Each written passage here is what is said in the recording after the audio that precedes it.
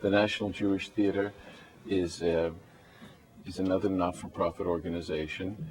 It came about because of conversations I had with a lot of great actors who recognized that there actually was no National Jewish Theater. Theodore McKellen and I had this conversation, Eli Wallach and I had this conversation, Jack Klugman and I had this conversation.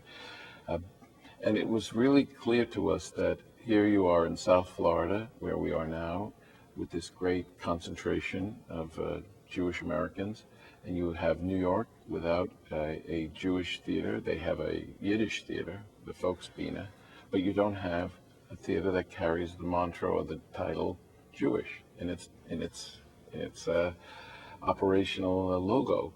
So we decided to create the National Jewish Theater as an attempt to celebrate the genius and creativity of Jewish artists. It's not a faith-based operation, although some of the shows may deal with faith. It's not an attempt to preserve the Yiddish language that's already being done.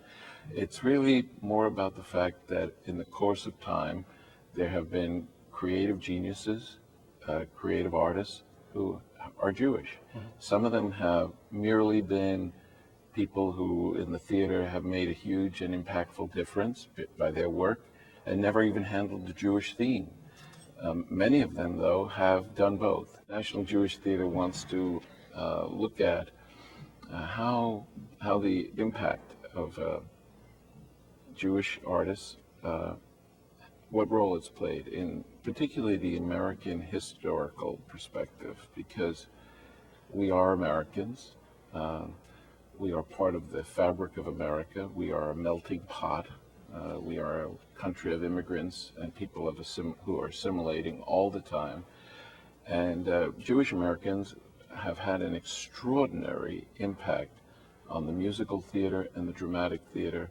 The audiences for theater in general have been dominated by a proclivity on the part of people of what we call the Jewish persuasion to go to the theater.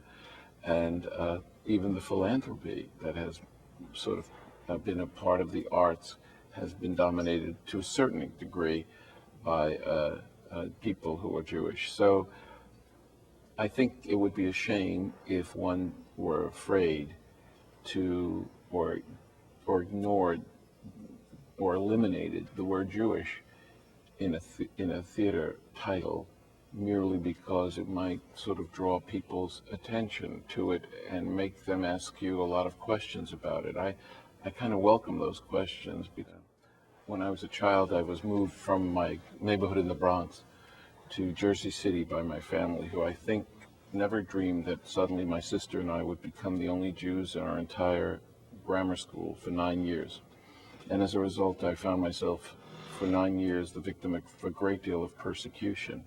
And the only way I could overcome that persecution was to create puppet plays and be an actor and do things that effectively reduced the prejudice and the hatred that I was experiencing in real life by creating an art form and art that effectively moved people into a different place in themselves.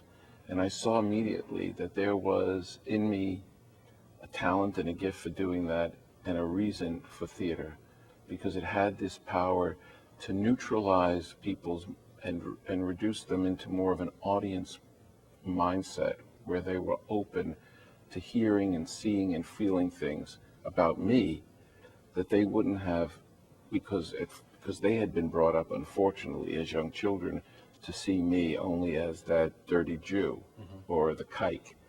And that never shifted for me my whole life, in the sense that even when I got to go to the High School of Performing Arts and back into New York City, and suddenly my world was now peopled by a lot of Jews, I never forgot the power that theater can make and the difference it can make in people's lives. So to me, theater is not just a personal journey. It's not just about the work I do.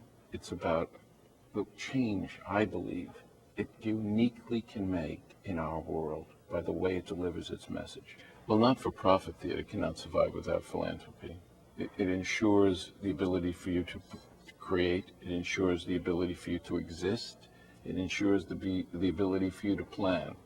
Without philanthropy, without being people who believe in that and who provide funds, the economics of not-for-profit theater simply can't exist. Otherwise, we'd all be doing the most popular shows that would sell the most tickets in the most common way, so that you could essentially hedge your bets in the hope that you could effectively break even or make a profit.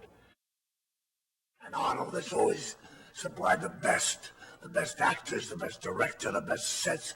Everything has always been wonderful. Every time I've worked for him, I love him, and I hope that you guys will back him up. And these two very important theaters are very, very valuable to us.